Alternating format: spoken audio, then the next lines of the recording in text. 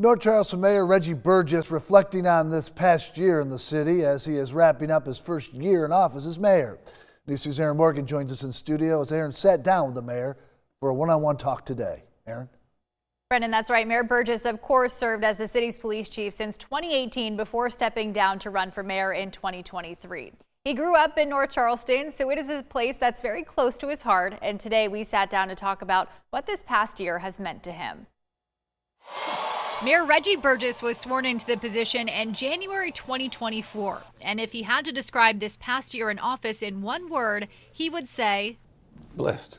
Burgess has over 30 years of law enforcement experience, 5 as police chief, and he says one of his top priorities is public safety. The latest data from the police department shows that violent and nonviolent crimes decreased in North Charleston in 2024, with a 24% reduction in homicides. Mayor Burgess says to continue to reduce crime, they need to work with the community, not focus solely on law enforcement to prevent crime. Just being like in a one-track, mindset, it doesn't work to bring down overall crime. Burgess says he wants to continue to work with nonprofits to combat gun violence in the city, even as a program that surrounds these partnerships is under FBI investigation. The program in question was launched in 2022 when Burgess was police chief, and the city allocated over $1 million to nonprofits dedicated to reducing crime. Now there have been questions about how the money was spent, and Burgess says how he proceeds with any partnerships will be determined by the outcome of the investigation.